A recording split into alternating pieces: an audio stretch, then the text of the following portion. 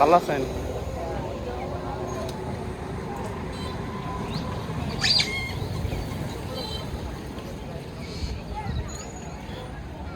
দেখুন আমি এখানে মানে দাঁড়ানো হয়েছি, মাত্র দাঁড়াইছি এই মুহূর্তে অটো স্টার্ট এখানে দাঁড়ানোর মধ্যে মনে করেন যে ট্রাকটা গতিতে আসে মনে হয় যে ব্রেক করতে পারছে না, ব্রেক ফিল্ডে হঠাৎ করে চাপ দেওয়ার পরে গাড়িটা ঘুরতে মারছে, এই গাড়িটা মাইরা দিয়া গাড়িটা উল্টে গেছে।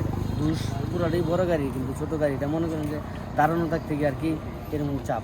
এখানে কি কারো ক্ষয় হতে হয়েছে? না না না, একটা বাচ্চা ছিল, বাচ্চারও ছিল, আল্লাহ সবাই বাঁচায় রাখছে, কেউ ক্ষয় হতেছে না, সবাই। এই যে ট্রাকটা, এটাতে কি ওভারলোড ছিল মাল? ওভারলোড ছিল, ধানে ওভারলোড ছিল, আচ্ছা। লুট গাড়ি ছিল, আর এটার মধ্যে 5 জন প্যাসেঞ্জার ছিল, ড্রাইভারও কেউ কোনো ক্ষতি হয়েছে না, একজন শুধু একটু ব্যথা পাইছে না? হালকা একটু ব্যথা পাইছে। আর ওই যে বড় গাড়ির ড্রাইভার এরা পালিয়ে গেছে, নেমা লুপাই গেছে। মনে করেন এই গাড়িগুলা যে পরিমাণ মাল নেওয়ার দরকার এই পরিমাণ মাল নেয় না, এরা মনে করেন অতিরিক্ত মাল নিয়ে ফেলায়। যদি 20 টন তাদের উনিয়া থাকে, তারা 30 টন নিয়ে ফেলায়, 35 টন নিয়ে ফেলায়। তখন এই গাড়িগুলো লোড হয়ে যায়, বেশি লোড হয়ে যাওয়ার পর তারা যখন যায় তখন রাস্তায় দুর্ঘটনা ঘটে যায়, ঠিক আছে।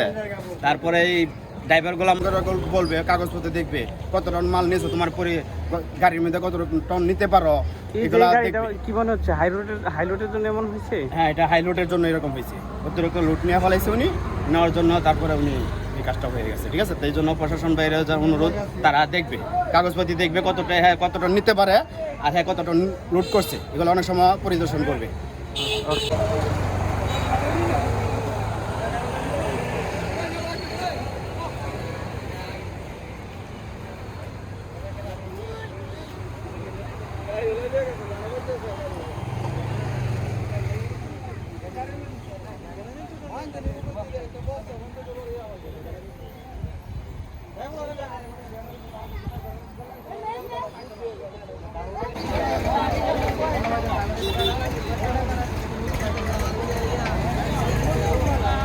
Good.